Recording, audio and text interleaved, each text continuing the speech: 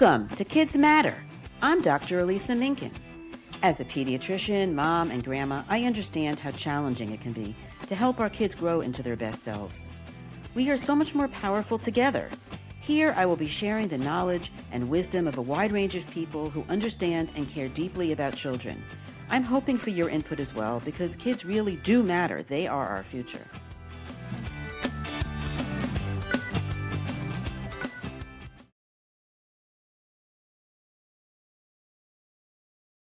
Welcome back to the Kids Matter podcast. I'm really honored and really excited to be here today with Dr. Kristin Sohl. Dr. Sohl is a pediatrician and professor of pediatrics at the University of Missouri and founder and executive director of Autism Communities. She leads national and international efforts to expand access to high-quality autism screening, evaluation, and longitudinal supports, particularly in underserved and rural communities. Under her leadership, Autism Communities has built partnerships with more than 50 children's hospitals and autism centers around the United States and over 30 international sites, creating a global network focused on improving care, workforce capacity, and outcomes for autistic individuals and their families. She also serves as medical director of the Missouri Telehealth Network and medical director of the MU Office of Continuing Education for Health Professions. She is widely recognized for advancing innovative, scalable models that strengthen systems of care for children and families. So, wow, that is so amazing. And we talked before about how passionate we both are about autism. And I have been in your Echo Autism biweekly advanced autism diagnosis course for quite a while. And I've been learning so much. So I have more of an idea of what Echo Autism is, but will you please explain to my listeners all about Echo Autism, please? Yeah, absolutely. So first of all, thank you so much for having me. It's still delightful to be here. And yes, like we've said, I could talk about autism forever. And I think we both could. So I'm looking forward to today. So Echo Autism is really a framework for supporting professionals of lots of different types to learn how to do autism best practices. We know that so many people, both families as well as autistic people or people that are wondering about whether they could be on the autism spectrum, have a very hard time finding professionals to answer their questions. So Echo Autism has really started to say, okay, we have lots of specialists that are often in often in urban or academic settings that often don't have a way to really disseminate their knowledge, so to speak. And so Echo Autism is a framework to allow specialists to partner with generalists to really accelerate movement of best practices so that people who have questions, or again, autistic people themselves, have access to best practice, either healthcare, it could be education. We have Echo Autism programs for many, many different types of professionals, including doctors, psychiatrists, mental health professionals, early intervention, advocates themselves, so self-advocates and caregiver advocates. So lots and lots of room for people to grow and to learn and to increase their understanding of autism best practices. I love that so much. Can you talk a little bit more about why it's so hard? Because I think you just went right past something that's really important. Yeah, for sure. So honestly, so many families have so much information coming at them in our day and age with social media and even regular media talking about autism. And it can be really difficult to understand, what is it? Just in general, what is autism? And then also, if myself or someone is on the spectrum, then what? So often, many families that live in small communities or distance from, again, academic centers or urban centers, really have a very difficult time finding a type of professional, again, whether that be an educator or a healthcare professional, to be able to say, okay, let's talk about this. If you think you might be on the spectrum, let's talk about whether you are or you aren't. Let's talk about what that means. And so many families that don't live in those, again, big meccas, if you will, of academic medicine or different areas like that, really have a hard time just getting their basic questions answered. Or they turn to, again, social media or different places that may not have the most evidence-based or best practice approaches. And I find families get really sucked in to things that may or may not be helpful for them. And so often spin their wheels, may find themselves spending a lot of money, a lot of time trying to figure out what would help themselves or their child. And in my opinion, that's not fair. And so I would love, and what we've been doing with Echo Autism for about 11 years is trying to figure out a way to say, let's see if we can do that better. I mean, could we do that in a different way so that we can partner specialists with generalists and get better community knowledge related to autism out in our smaller towns? I love that. Can you get more granular about what are the programs? What are the services that Echo Yeah. Autism has? Yeah, absolutely. So let me explain a little bit about how the Echo itself works. The Echo Mm, model itself is essentially it's a learning community where you come together. You have a team of experts. We call them a hub team. They're an expert around a specific type of subject. In this case, autism, and we then divide that in further. So, like you said, you're part of our advanced diagnostic program, and I'll talk about some of our others here in just a minute. But we have hub team members who are experts in various aspects of advanced diagnosis. And then participants, in this case, specific psychologists or select physicians who want to learn advanced diagnosis. And we essentially walk through cases, real live cases that are not identified from like a patient identifier standpoint, but essentially we're discussing out loud. Okay, here's what I saw, here's what I think, and then everybody gets a chance to ask questions and really what we think of as live problem solve, essentially. And so as we're doing that, everybody's learning and we're getting to hear from each other about different things that we might be thinking about. And so that really interactive community platform is what Echo's all about. We have a lot of different programs out there. So we have Echo Autism for Early Diagnosis, which is the little kid, really focused on trying to skill our primary care clinicians like pediatricians, family physicians, and nurse practitioners, and physician assistants in the kind of a long answer, but in the screening, identification, evaluation, differential diagnosis, and longitudinal support for little kids who have a question of autism. And then we have our advanced diagnosis, which is for kids older than age 4, all the way through adulthood. Then we also have a couple of different types of programs focused on mental health and behavior. So we have behavior solutions in hospitals, behavior solutions in schools, intense behavior, as well as mental health, all focused on different types of professionals. So for example, the mental health one is all for licensed mental health clinicians to help them adapt their basic therapy strategies like CBT, DBT, things like that, to be able to include autistic people in their practices. What I've heard for years as a clinician who practices in Missouri is that, oh, I don't really know. Yeah, I've been doing therapy for 20 years, but I don't know how to meet the needs of an autistic person. So I don't accept them into my practice. And mm. again, that is heartbreaking to me. And knowing how many issues the autistic community has with anxiety, depression, suicidality, decided to really wanted to do something about that. So we created Echo Autism Mental Health, and we've now trained well over 100 licensed mental health clinicians to be able to incorporate modified therapeutics to include autistic people in their practices. So pretty powerful stuff. We also have programs that are focused on early intervention. So we support speech therapists, occupational therapists, BCBAs in that same case-based approach, that same collaborative problem solving to really, again, move best practices out into communities rather than always making families drive to the sources of knowledge or experience, really trying to upskill people in our local communities so that more people have access to what they need, where they need it. I love that. So far, you're telling me about professionals. Is there also a component for parents and families? So Echo is really all about professional development. So it is Okay. not meant to be a direct-to-consumer program. Now, we've gotten pretty creative in that we realize there's a huge need for parents to have communities like this. And so what we've done a few different things, but the one that we've done for the longest is called Echo Autism Advocates. And so what Ah, it's for is really to help develop professional advocacy skills, if you will, in caregivers, siblings, parents, and self-advocates to understand the systems that intersect for autistic people. So that might be the early intervention system, that might be the adult transition space, that might be the state, different types of state resources, federal resources, things like that. The idea there is that people who want to learn how to be a support group leader, or they might want to learn how to go to the national capital or to the state capital and really work on advocating for autistic needs and services, they often don't have enough. They could benefit from more depth of understanding of those right. systems. So our advocates program is all about, again, professionally developing those that want to understand the system and then in turn be a resource for their community. We have done an Echo related to parent training. So that, again, wasn't a direct to consumer. So it wasn't necessarily a one-to-one. Parents could bring their own cases for discussion.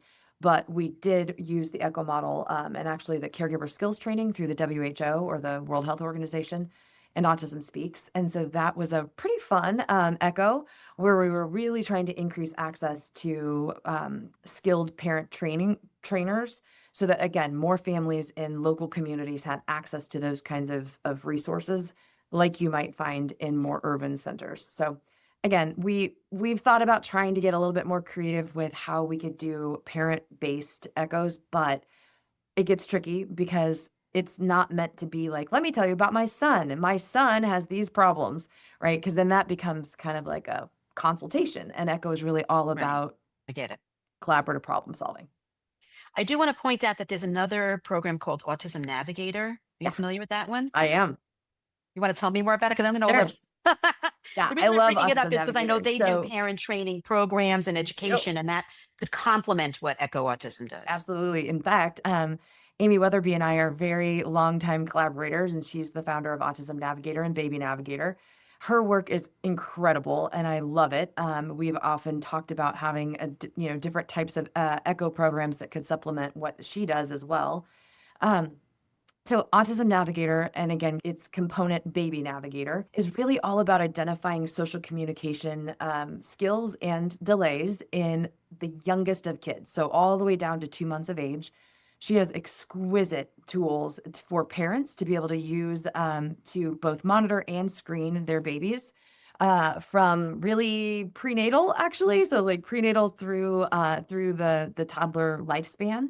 And it's pretty awesome. The other cool part about the work that she does and that Autism Navigator does is that it directly links to pediatricians. So pediatricians can actually essentially have an account with Baby Navigator. Their families can then do the screening at home on their phone or whatever they want to do. And then the primary care clinician can get a notification on their phone or in their email saying, "Hey, you've got a new screening result. Click here and see how the baby's doing." Really awesome. It takes screening to a completely different level than what we might do in our practices, like with ages and stages or the different tools that we have at our fingertips. The Baby Navigator is really awesome. It is specific. So it's not a broad general developmental screener. It's specific to social communication, but I love it. And it's been a really powerful tool.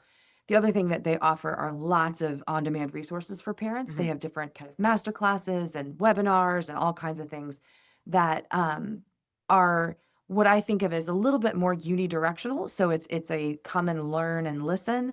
In fact, I did the webinar series with her for, gosh, I don't know, 2 or 3 years, and loved it. It's great. It's just it's a different way of doing a similar professional, kind of growth opportunity. Very awesome though. And I love her work and I love the work that they do. I love it too, but I think the way that it complements Echo Autism is where it's for the parents, right? Yeah. Whereas for the professionals, you overlap a lot. Whereas for the parents, it's really unique. And the reason it's important is because a parent may have one child on the spectrum and look at their next kid and go, "Oh my gosh, I'm worried. We know Yep. this is genetic. We know that it runs in families. What should I be looking for?" And that's a great tool also to bring to their pediatrician. And also, they have a whole separate set of classes on how to work with your child, which Yes. we can get to that later, how to help kids with autism. Sure. It's a whole separate conversation, but I do want to start talking about the rise in autism. And I really want to frame this that we're not going to talk about the controversies. We don't have time for that. I want to talk about the rise in the sense of, do you think there's overdiagnosis? Do you think there's underdiagnosis? That specific question. I have a reason. Sure.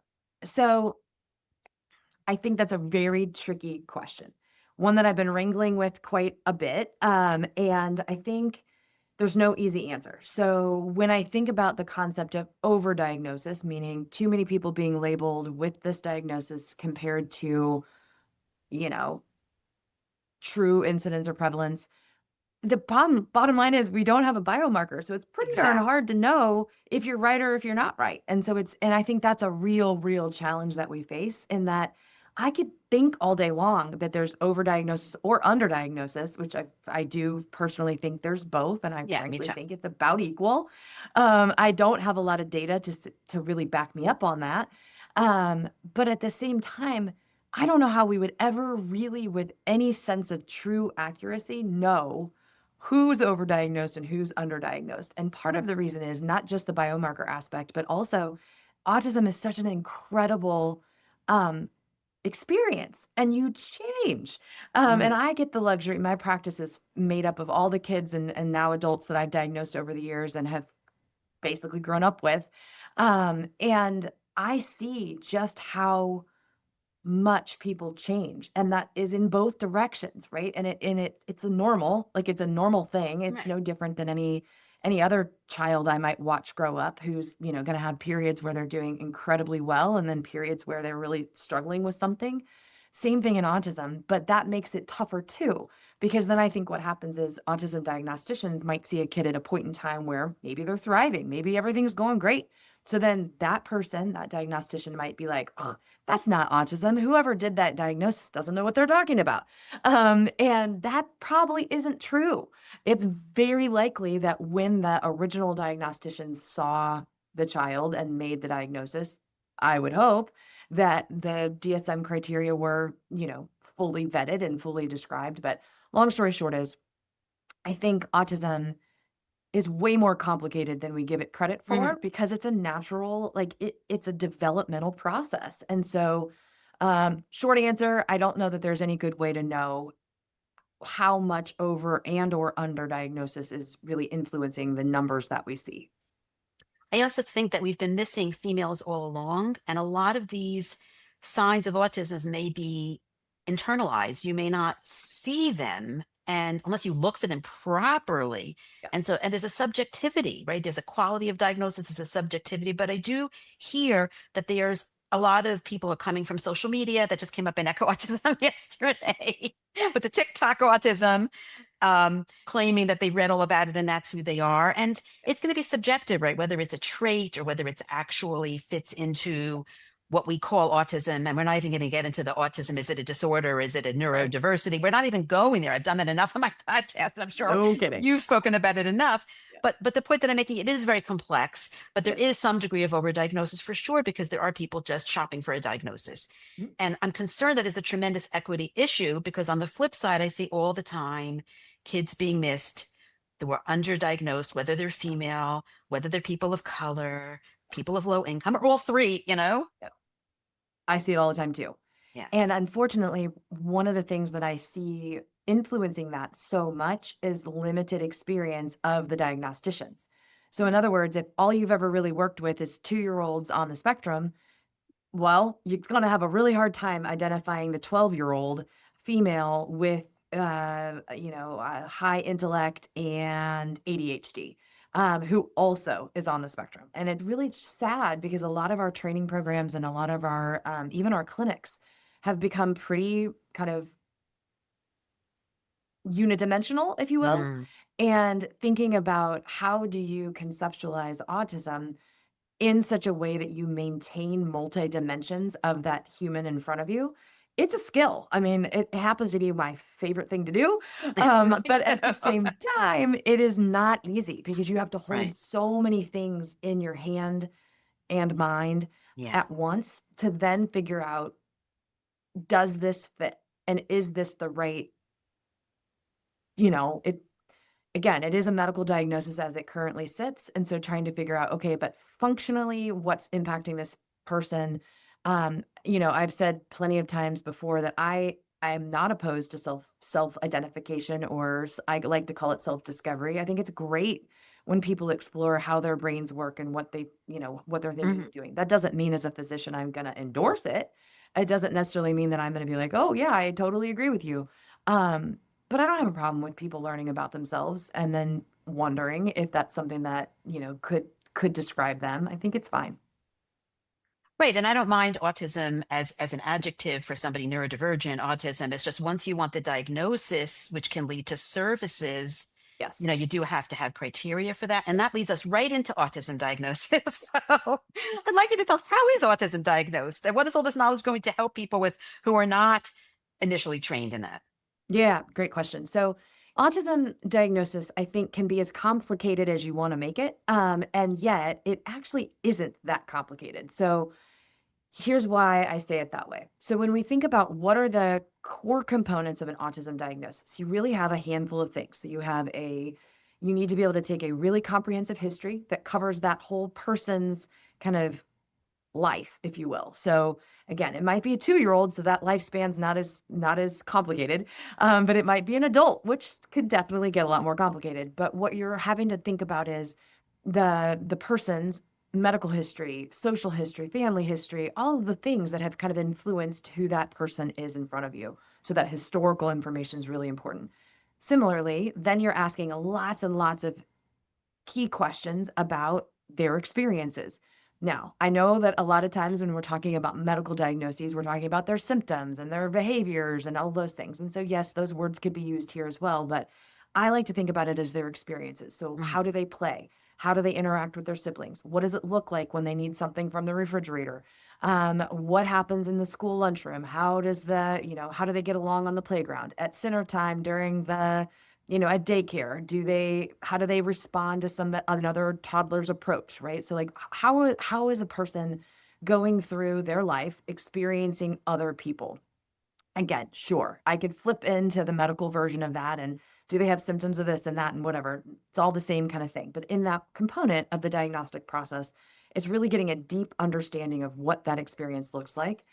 Then you have structured behavioral observations. And I do feel pretty strongly about having some kind of anchoring structure observation because honestly, some of the things we've already talked about, but this notion that, I can go on TikTok and find out all the things that explain why I'm behaving the way that I'm behaving. So I do feel it strongly that clinicians need to have an anchor to their history. So observing, you know, again, whether that be differences in the use of eye contact to communicate, whether that be differences in the way that they play or the items that someone wants to play with, or for example, it might be how someone gets really involved in talking about a favorite topic. That those are all things that are observations that I can observe and not just hear as a report to me about what a person is doing or not doing, kind of in certain environments. So those two components are critical. And then clinical expertise is to me the kind of the root. So if you're thinking about that foundation, clinical expertise of understanding, okay, what does a 6-year-old usually do compared to a 6-year-old who's on the spectrum, compared to a 6-year-old who has ADHD, compared to a 6-year-old who, maybe has a learning disorder. So that clinical expertise for the given age range and or age ranges that you're looking at to me is really vital. Then the pieces that you use to build on top of that foundation are the history, like I mentioned, and then the observations. And you kind of put it all together to say, okay, when I compare this to my standard, again, medical diagnostics, the DSM-5 TR is our current medical standard for a diagnosis. When I compare all of that, does it meet the criteria or not? And so those are kind of the ways that I think about it. Again, you can get a whole lot fancier with a whole lot more tests and a lot more things, especially if you're in the psychology space. But those are really the components of how a diagnosis is made. Now, how much time would this take on minimum? It depends. So I would say I am a pretty big believer that you should follow the process all the time. So that does mean, though, that sometimes when a 2-year-old walks in your office, you can observe a lot of things pretty quick. Right. And you can I do think you should still go through and do due diligence, taking your history and doing all of those things. But, if there's a child that has very clear characteristics of autism, I might be able to do that in an hour. And still do a thorough, appropriate job. I would say on average, it's going to take most people between 2 to 3 hours. It depends again on how many measures you're using, how many different aspects of the person's life you're looking at, all of those different things. So it's variable. But I would say on average, you're looking at whether you do that in multiple visits. So I know a lot of people will do their, 2 to 3 45-minute visits, and that's kind of how they go through the process. I know other places like big autism centers and what have you might do a full day evaluation, and they may involve speech therapy and occupational therapy, psychology, medicine, all of the different aspects, which again, there's nothing wrong with that. It's just that those things can also be obtained outside of the yes or no autism. And Right. so, for example, we do this a lot as we support clinicians as they learn. Sounds like we need more information about speech language. Let's refer to speech language. They don't live in the same building as the primary care clinician, but there are speech language pathologists in those communities. So let's get a language assessment. Let's figure out what that looks like. Make sure we're not, missing a language disorder. or maybe we have both. Anyway, long story short is highly variable in the how many minutes or how many hours it takes to do this work. Also very contingent on a person's level of expertise, and again, the kind of how clear or not clear the characteristics are showing. That is fantastic. I want to go back just a little bit as pediatricians and say, classic scenario, say you think your child may be on the spectrum. Who should you go to first? Your pediatrician. Yes, that's the right answer. Thank you. Yep. No, the reason I'm bringing this up is because I'm also thinking you want to rule out other medical causes and you don't want to just be on autism. Yep, exactly. And so I think, I get this question a lot, and I know that some people have different opinions, but I think they're more based in past experiences. So I know for years, pediatricians would often say like, well, I don't really know. We'll go to this, maybe the parent would come to their pediatrician and the pediatrician would either say, I'm not sure, go to the autism center, or they're fine. Let's just wait and see, Neither one of those are the right answers. And so it's really not right. Yeah, it's really not. And the first one is not, I'm sorry to interrupt, but the first one is really not practical because so few spots for those. It's so hard to get into. And that's the basis of the problem that we're talking about. Yes. Exactly. And I think that made sense when autism prevalence was different. Right. Again, I think autism autism has been around forever. It's not something new. I do think that there's lots of reasons why the volume or the number of people identified as on the spectrum is a lot higher. Nevertheless, back even 20 years ago when we thought the prevalence was more like 1 in 150, it made a little bit more sense to have those folks with that question go to a specialist. But now it just is definitely not practical. 3% of the population having a question or actually being identified as on the autism spectrum, you just can't only have your option be go to a specialist. I do think specialists are necessary. And I think that if we had a system where we could more appropriately identify the kids that need to go to the specialist compared to the ones that need to go, and I say kids, but I kind of think of everybody as a kid. So the people who need to go to a specialist because they have more complexity, great. But right now, the whole concept of every single person who has a question of autism has to funnel into these specialty centers is really just not sustainable. And so certainly, I do think the pediatrician is a great place to start because they can be the ones who also write the scripts for speech therapy and occupational therapy. They can make sure that kiddo's hearing is appropriate. They can look for other, like you said, other co-occurring medical conditions, things like that. And frankly, there's so many things that they can do and get those families started on the path to better understanding their child. And so I do think the pediatrician is a really great place to start. It is, but back to that evaluation. All right. The person who makes the diagnosis, you're talking about this being a multi-hour process. Yeah. Okay. I've heard pediatricians being asked to do it. I don't understand how that's feasible. But before we even get to that, who would you say we could send to for the diagnosis? So I really think it's beyond the autism center, unless you haven't. Lucky you. So honestly, what I would say is you need somebody who knows what they're doing. And it knows what they're doing for your specific question. Right. So for my purposes, when I think about this, it's thinking through, all right, we've developed an early diagnostic model through Echo Autism, and that's really specifically for kids 14 to 48 months.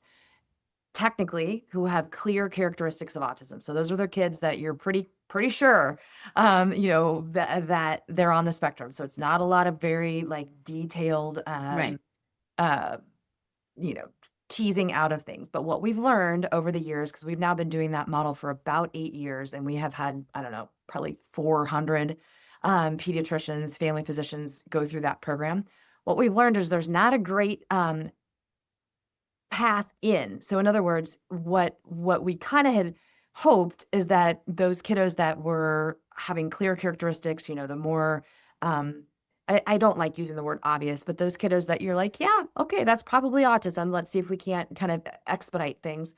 Bottom line is there's no litmus test for that. And I'm glad there isn't. But what that means is we need to train our pediatricians not just to be like, yes, that's autism, but also, I don't think so, right? I don't think so. I'm not completely sure what else might be going on, but we need more information. And so that's what we really focus on in our early diagnostic model is the breadth of differential diagnosis between that is seen in kids 14 to 48 months. So for that age range, and for those, the clinicians or the families that are near clinicians like that, that's a great option. Sadly, we have not kept up in our pediatric residencies with teaching autism evaluation and diagnosis. So right now, the pediatric workforce is essentially doing postgraduate learning to try to fill in the gap. And at this point in time, it's pediatricians who do have the training who can make these diagnoses in the community. Great place to go if that's something that people have access to. Community psychologists, again, who have expertise in autism, or at least have a background in understanding how to evaluate autism, are a great option. What I would say is not a good option is going to therapy centers or different places that may have diagnosticians in them, who may then want to feed you straight into Right. the therapy system. Doesn't mean that that clinician who's making the diagnosis within a therapy system is wrong. I just think it's better to have a distinct diagnostic process from the therapy process. Right. When you say therapy, I think you're referring to ABA therapy centers, Generally and there speaking, are yes. I do know some. that there are Yeah. some broad, like speech OT practices that also house psychology diagnosticians. Very rare, but it can I do know of a fair number of places who do that, so I thought I would mention that too. But yes, generally speaking, it's the ABA providers that have in-house diagnosticians. And you have to know your local resources. So I'm on Long Island, and I find early intervention and sometimes preschool special education will get a psychologist who will actually do the ADOS. We didn't mention tests. ADOS is considered the gold standard, although it still doesn't mean ADOS equals autism, right? No, correct. Yes. But I then there's like so to many other remind things. people that the gold standard is clinical judgment. Yes. And the fun fact about that is that the ADOS was built off clinician expertise. So then how it ended up becoming the trump card to clinical expertise is kind of funny, because that's really not the way it was designed. Nevertheless, it is an excellent tool, and I do think it's a really good resource, for a really good instrument to be used in the evaluation of autism, but I don't think it's the only one. And to be clear, it's much more time consuming, both doing it and scoring it and documenting all that stuff. It's a very time consuming thing. It is not appropriate for a general pediatrician to do that Generally unless they're speaking, doing correct. concierge private Yep. situation. Yes. But there Now, is I the will say I have cars. had some folks try it and that they have been successful at it, but they have very flexible administration, meaning not of the instrument, but of their clinic. Their Right. administration is supportive of them doing this work within their clinic. And I think that's a lot of what it takes. Is it takes clinicians who are passionate about this population to say, I'm going to do something different. I want these skills so that I can meet the needs of my practice. I don't think every pediatrician needs to be an expert in autism. I think they need to know how to provide best practice autism care for the age range that they're serving, so pediatrics or family medicine. But then I think that there need to be a decent number of, or a decent percentage of primary care clinicians who do have Right. additional training to make these diagnoses and to do that well. And then we have to make sure we support them, Yeah. that they're not doing this as volunteers, that they're getting paid properly to do this. And they have Yes. all the things they need. So that's really, really important. Yes. I just want to mention the cars, just because the cars is another way of diagnosing autism. And I feel like the ADOS is big guns for one of those kids that your grandma could tell, you know? Yeah. All Yeah. right. Yes. But I also want to talk a little bit about some other, I don't want to get too granular on all the different methods, Mhm. but there are many methods. I wanted to know what you thought about the eye Sure. Early point. diagnosis. Sure. Early point. Yeah. Yeah. Early point, there's Early Point, there's Canvas DX, there's NOTA, there's like a ton of different, maybe not a ton, there's like a They're not, handful. they're not all the Um, same, though. They're not yeah, all the same. no, they're all different. And I think the way that I look at this is that these devices, so the official terminology is software as a medical device. So they are software. But they're all trying to solve the same problem that we've been talking about, which is we don't have the access that we need for families to get their questions answered. So I've come at it from the professional development approach, like, okay, I'm going to work hand in glove, with pediatricians and primary care clinicians and help them learn how to do this so that we have a sustainable workforce. Tech companies have said, okay, researchers have been exploring how eye gaze and eye tracking maps onto autism diagnostic criteria. And oh, look at that. it's really good. And so they've now turned that into an FDA approved to market, meaning it's available for people to purchase. And that is something that, does have a lot of science behind it. And I think they're coming at it from that same standpoint of like, can we make this better for families that have a question? Now, I do think that it's a little bit of a tall order to think that a family is going to accept an autism diagnosis or feel like their questions were answered with a device, a software as medical device, and not an additional, like a hand-in-hand clinician saying, this is what autism is. Here are your next steps. Here's where you go from here. And I think that's probably one of the big gaps in that the devices as they stand are, and they are always evolving. So I'm not suggesting that these devices are stagnant. But I think the presumption is that, but pediatricians know how to support families after a diagnosis. That's also not really true. And Right. so trying to figure out like, sure, okay, maybe using Early Point or Canvas or one of these devices is a great option. I think there's a role for them, but that's like a tiny little role. I often say that diagnosis is like literally a tiny moment in this entire family's journey. And so who's going to be along for the ride? Of course, you're going to have school professionals, but you also need medical professionals to understand how to screen for sleep issues, how to manage sleep issues, how to help families transition from early childhood into school-aged, programming, things like that. So long way of answering. I don't have a huge issue with the devices. I just don't think they're standalone replacements for clinician guided best Judgment. practices. Right. And even for the diagnosis, and we can get to the diagnosis is actually, I'm an autism mom. I have a daughter with autism, and it's a big moment. The diagnosis Yeah, is a big huge. moment, and you want it to have enough gravitas. You don't want it to be you just did an eye test or a few, short video just from the parents' perspective, and you want to have them trust it and not go, well, I don't know if I trust that. But Right. beyond that, the fine print on all of these devices say these are meant to support the diagnosis, but not be standalone. We're saying even the ADOS with Yep. all those hours should not be Yep. standalone. How much more so for any of these, except that I feel like in our corporate fast run, practices, it's going to turn into that. It is. And I And it has. worry not so much about overdiagnosis. I suspect they're going to be more likely to under. Yes, and I think that we see that. I think we know the data behind the ADOS, and I know there's again kind of just constant new information coming out about the ADOS, and I know that ADOS 3 is even Is under coming. development Yeah. and things like that, which is intended to hopefully capture more of those people that we might be missing. But nevertheless, those instruments are not perfect. Nothing's perfect. I'm not perfect. None of us are perfect in being able to identify and truly classify a person's experience as autistic. So I think it's really important to recognize that and then use the tools the way that they were intended to use, which again is to support clinical decision making. And of course, yes, there are some tools like the ADOS that have a whole lot of really amazing psychometrics behind them. And so they allow us to fall into this line of thinking that, all I need is an ADOS score and I can make this diagnosis. But what unfortunately people forget, even going back to what you had mentioned about the schools, sometimes the school psychologist or other types of professionals can support us with those measures. Those measures are only as good as the clinician doing them. Exactly. It's a tool. Yes. It's all that it is. Because honestly, like the ADOS is hard. It's Yeah. really hard to administer, and it takes a lot of time and a lot of practice to get good at using it the way that it was intended. Now, would I, Kathy Lord, who is just in my eyes like a superstar, would I question her use of the ADOS? Never, right? So Exactly. she's the author of the ADOS for those that don't know.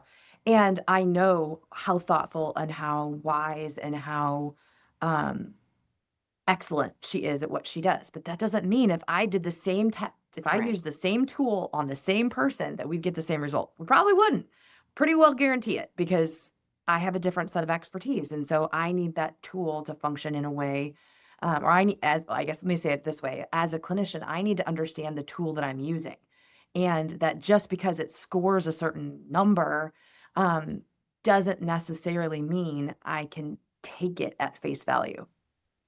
Absolutely true. And when I took the ADAS course, because I did, first of all, Yeah. I didn't feel that I was suddenly able to do it just because I Oh, took a course. But how many people are coming out of that course and going, boom, I'm in yes. my autism clinic, Yes. And I know right? you didn't ask me this question, but I'm going to add this Okay. topic because I think this is why we as advocates, whether that be as I'm a physician advocate or a parent advocate, we've got to be really on our toes because unfortunately that is what's happening. So we have insurance companies who understandably are trying to manage the resources that they have to offer. I'm being nice.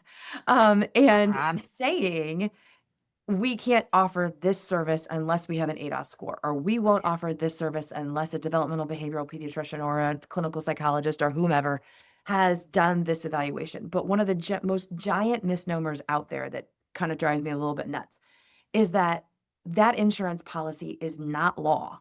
And so that insurance policy is essentially regulating access to a type of therapy, often ABA, but in some cases it's different types of therapies. That doesn't mean our diagnosis isn't valid. So for example, let's pretend like, obviously I've been doing an autism diagnosis for a couple decades at this point, 2 decades at this point. And sure, there may be an insurance company out there that says, Kristin Sohl, we're not accepting your diagnosis basically to allow ABA therapy for this child because you don't have an ADOS in your report.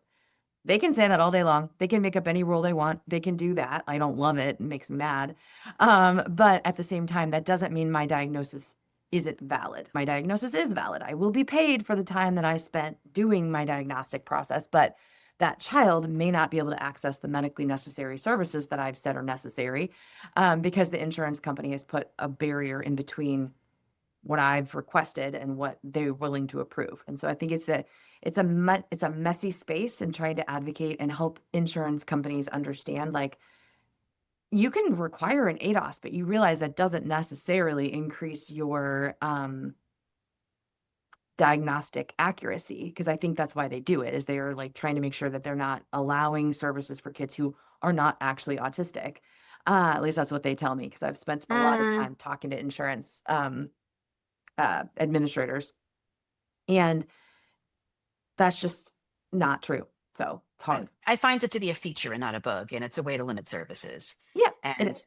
there's a room for a lot of advocacy. When I took the course, I took it with Summer Bishop, who's one of the Yeah. co-authors of Ada. She's Yes, she's incredible. phenomenal. And she was Yeah. trying to get everybody out there, like, to be advocates and be politically Yep. active. Yep. That's not my thing. But I wish Yeah. it was, because there's a lot of work that has to be done, because there's such abuse. There's Yes. such abuse. Well, and in both, like, so I think we could pick on insurance companies all day long, but the fact of the matter is they do have, we're going to go Medicaid route here. Medicaid has limited resources. I mean, it's Right. a fact. And so Medicaid has to make decisions on how they're going to allocate the budget that they have, whether that's from the federal government or the state or both. And what we're seeing now with the rampant kind of poor utilization of autism, specifically ABA Yeah. services, is Mhm. really disheartening, because there are kids who need that high intensity services. They're not getting it. And then other people who really don't need high intensity services are getting it. And honestly, if I were an insurance, like let's say a Medicaid director trying to figure out how to do um, resource allocation, this would be really tricky. I think that it would be I mean, as an expert in autism, I would kind of find that fun, because I could be like, no, no, no, no, that's not where the bottleneck is. That's not where the policy should go, blah, blah, blah. But most of them are not always even clinicians. So they're just trying to do the best they can. And I am being generous with my thoughts, but I do think, especially in this situation with Medicaid, we have to be realistic. Like, there is not an endless pot of money. And so somehow we've got to figure out a better way of allocating resources to those who need it. Again, people with high support needs, and then also being more judicious in the use of resources for the kids who may benefit just as much from speech therapy, occupational therapy, school-based resources.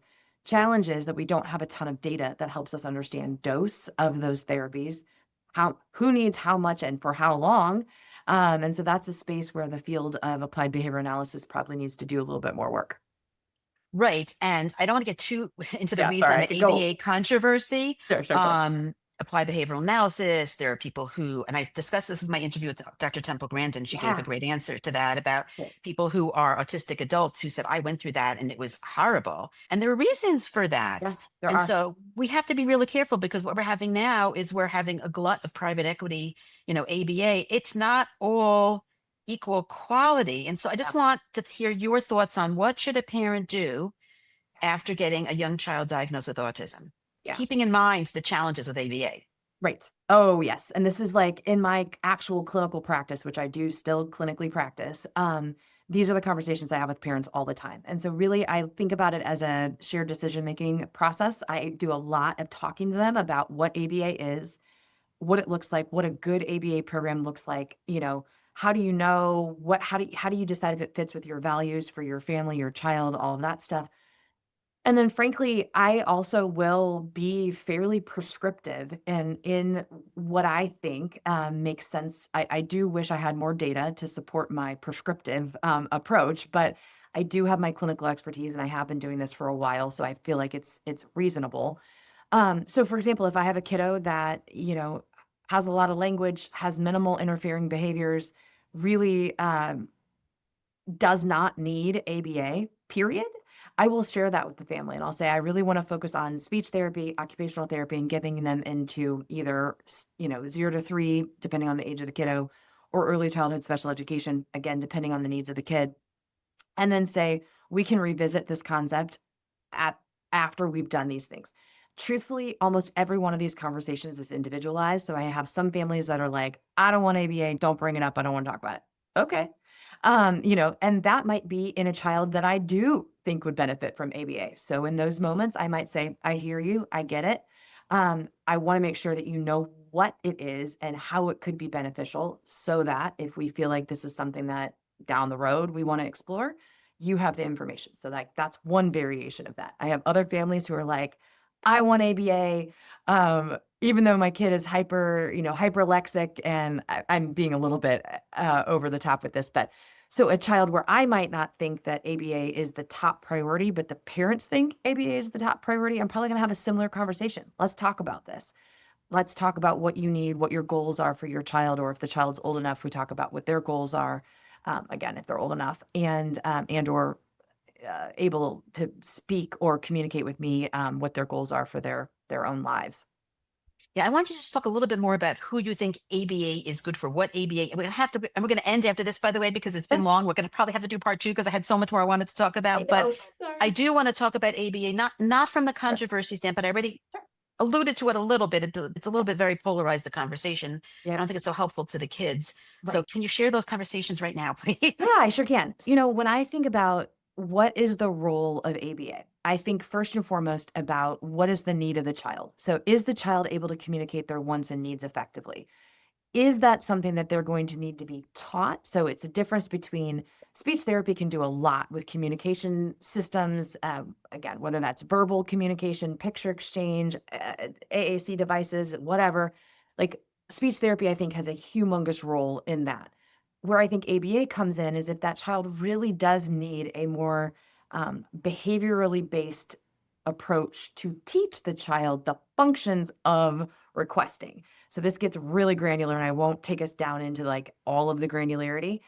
Personally, I have had a lot of families. So again, when I say personally, I mean clinically in my practice.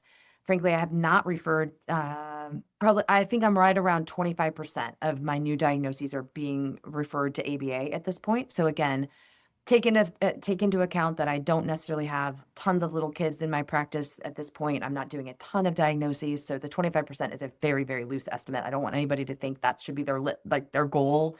However, when I think about the kids who have really intense safety needs, so maybe there's a lot of elopement, a lot of challenges with self-harm, or aggression, things like that. If I think that speech therapy and working on communication strategies is not going to be enough, then that's a child where I might prioritize ABA. You heard all those caveats, right? There's like a million caveats. I want to bring it back just because I don't think we ever defined ABA in terms Fair. of how it works. And I want people to understand, because not everybody listening, like you and I know, I know. therapists know. It's confusing, right? It's confusing. And And so also, I just want to make sure that people understand that yeah, there is different models of yes, ABA. And I think a lot of the anger, and the anti-ABA is coming from the old-fashioned discrete trial ABA yes, with or without any kind of physical yeah, I agree. punishment. So I will say that I frequently still have to kind of get a tune up on my understanding of ABA. So I talk to a lot of my colleagues who are BCBAs and psychologists and different things like that, just to kind of make sure that I really understand it. The best way I think to explain it is it's a set of behavioral principles that, so some people call that an umbrella term that kind of describes the principles of essentially how any of our behaviors are reinforced. And so all of us have behaviors that are reinforced by positive, if that, like if I am highly motivated by praise, which I am, then, like I'm likely going to repeat that behavior in order to get more praise.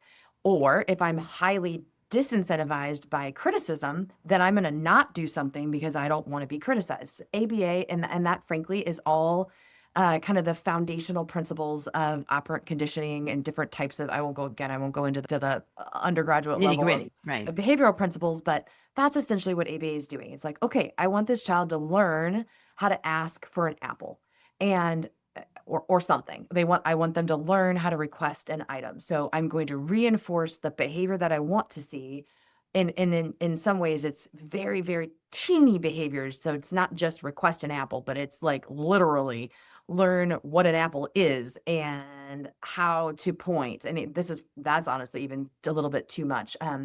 So a lot of the tools related to teaching these behaviors, I am describing a little bit more in a discrete trial fashion. What we think about now as being a lot more acceptable are those naturalistic Mm. environments. I was actually talking to a family the other day about this, where there's a 2-year-old who really loves wheels. And so I was helping them to see how they can meet that child in his passion for wheels, and then kind of teach them how to, um, again, do different skills. I was by no stretch of the imagination doing ABA, but I was just helping them to see, like, because they were like, what do we do when he's just spinning the wheels? And I'm like, well, you can get down and you play with wheels too. You can partner with, there's all these different things that you can do to meet the child in that kind of natural environment.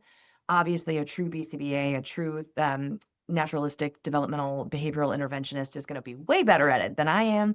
But it's really trying to lean into what the kids are passionate about, whatever that is, strings, wheels. Again, I'm very stereotypical in these examples, but and then building on their interests to help them develop new skills, new strategies, things like that. So I think that type of kind of play-based or naturalistic ABA approach can be very helpful. Where I think I struggle is the hours. I'm not a huge fan of really high hour or high volume ABA, because I think kids need to play. I think kids need to be kids. I think kids need to have time to be able to go to their school for, again, classroom experiences, different things like that. I realize, though, that is a statement being made from a place of, uh, we can go with privilege if you want, but like a lot of rural community schools don't have a lot of great stuff happening. Some don't. So again, back to that individualized approach, you really want somebody who can sit down with you and say, all right, let's talk this through. What are our options? You've got a great early childhood program, and I think your child would benefit so much from being a part of that. Let's do that, right? Or, gosh, you're right. That program is not meeting your child's needs. Let's figure out what else we can do to help you and your son or daughter, reach the next goal. It's a very individualized process that frankly starts with a professional who understands what's out there and can help a family kind of navigate through the different options. I'm thinking a lot of things as you've been talking. I'm thinking that when we think about ABA, we sort of think of the person who's doing it and the kid sitting at a table and Right. going through trials. That's discrete Right. trial, one-on-one ABA. Yep. But I want to make the point that not only can ABA be in a more naturalistic setting while the child is playing, but it can be in a group setting. You can Totally. use the methodology of ABA, and I think that's much less, I would say, Daunting? problematic in Yeah. terms of what we're doing to the child. On the other hand, you made a point of, say the child doesn't have the most basic skill about being asked to do something. They're in a group, but they can't ask.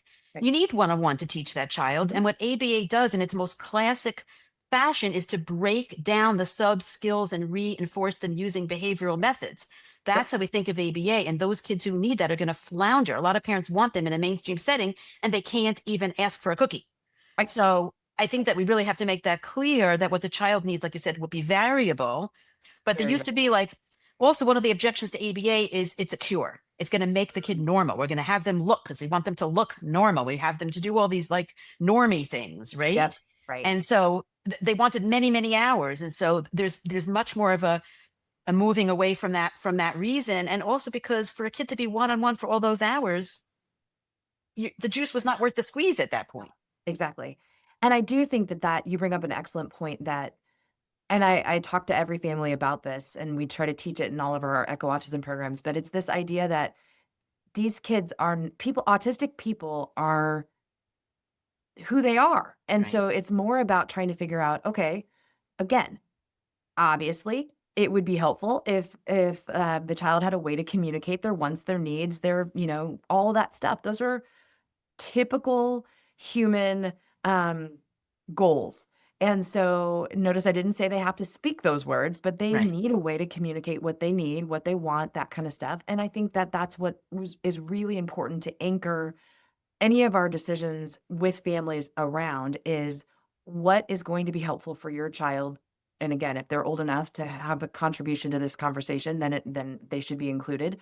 But to get to a place where they feel like, again, contextual family, feels like things are going well, and well is definitely up to the person, frankly. When I work with individuals who communicate in different ways, so they're non-speaking, but they communicate through various methods, I think it's amazing to watch them be able to find their voice, again, find their way to communicate. And so fun just to be able to experience their world and their thoughts and very, very joyful. And so what I try to encourage families to think about is not the will my child ever talk? Will my child ever go to be in a regular classroom? Frankly, I don't always know the answers to those questions. And I'm usually pretty upfront about that. Depends on the kid. Sometimes I have my crystal ball works a little. Most of the time it doesn't. Right. And so it's like, well, here's the deal. Here's where we're at right now. There are two and they have a handful of words. Let's see if we can figure out how to help them be able to share with us what they want, what they need, what, this, that, and the other thing. So that in 6 months, we have more options for them to communicate. And I know as a parent myself, like, of course, every parent is like thinking 20 years down the road. But in autism, as in all of life, none of us know what's around the corner. So it's just figuring out, all right, right now, we're going to make a decision that makes sense in this moment based on family's values, based on, clinical experience, things like that, and then revisit it in 3 months, 6 months, see where we're at and keep trucking along. Yes, because it can change. And if you know one person on the spectrum, you know one person on the spectrum, Yes. right? And we Yes. have to define success for that individual. It's not going to be your idea of success, right? Correct. Yep. I'm trying really hard not to go down the road of non-speaking Yeah. and but I'm just going to say without That's going fine. into great detail, You're fine. I listened to Dr. Grandin talk about one particular methodology for people to communicate without saying, Sure. and she said they really should be able to do it independently. Yes. And so I think that what we're trying to help our kids be is able to function in society. I don't even want to focus so much on independence because sometimes you need to be dependent. I think we're meant to be interdependent, I but to agree. be able to express their true selves, right? And to be able to live a happy life. Yeah. I agree. Yeah. And it's a process. It is. And it's a process, like something I like to talk to families. It's a process for everybody, Right. right? So it's not like any of us just like make it through life without supports and interdependencies and different things like that. And I think, when you add autism or you add intellectual disability or you add different components to your human experience, yes, it adds a different way of going through that experience, but it's still the human experience. I have 2 kids now who are out of that, like, so they're over 18, and I always think about this in that they're not independent. I mean, they're getting closer to that, but, like, they still have a lot of questions. They still have a lot. And again, I'm not at all trying to minimize the autistic experience because I'm not. But at the same time, this notion that to be a functioning member of society, you have to be independent is just false. That's a whole separate podcast. That's a whole separate podcast. And I can tell you, and we all can't my even talk jokes. about transition planning, Yes. which is really, really an important topic. But I'm going to have to let you go. Okay. And I want to Okay. thank you so, so much for doing this. Maybe we're going to have to do part 2 because Yes, we are. much more I want to talk about. I know, me too. Thank Well, you thank you so much for so having me. much. Thank you.